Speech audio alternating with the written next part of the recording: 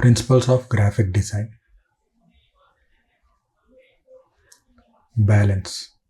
ఒక డిజైన్లో దాని కంపోజిషన్ని కంప్లీట్గా యూజ్ చేసుకోవాలి.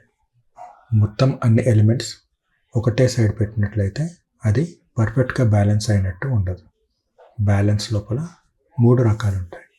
Radial balance. ఒకవేళ ఎలిమెంట్స్ అన్నీ ఒక సింగిల్ ఫోకల్ పాయింట్ పైకి వచ్చి విజువల్గా ఆగినట్లయితే దాన్ని రేడియల్ బ్యాలెన్స్ అంటారు. Symmetrical or formal balance. Taj మహల్ని చూసినట్లయితే మనం యాక్సెస్ ఎక్కడ పెట్టినా సరే దానికి మిర్రర్ ఇమేజ్గా విభజిస్తుంది. ఆ విధంగా ఎలిమెంట్స్ సిమెట్రికల్గా ఉన్నప్పుడు డిజైన్ చాలా బాగా కనిపిస్తుంది. Asymmetric or informal design. దీంట్లో ఎలిమెంట్స్ ఇన్ఫార్మల్గా ఉంటాయి. రిథమ్.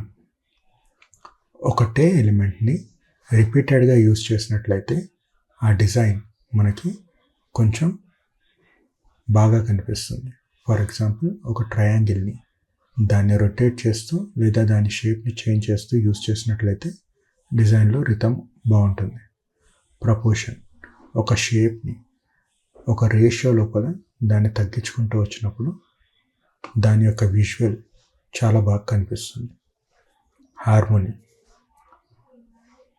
ఏదైనా 2 or more డిజైన్ ఎలిమెంట్స్ని యూజ్ చేసుకుంటూ మనం డిజైన్ చేసినప్పుడు ఇది చాలా బాగా విజువల్గా ఇంపాక్ట్ఫుల్గా కనిపిస్తుంది. కాంట్రాస్ట్. ఉన్న ఎలిమెంట్స్ని మనము ఆపోజిట్ లాగా యూజ్ చేసినప్పుడు కాంట్రాస్ట్ వస్తుంది.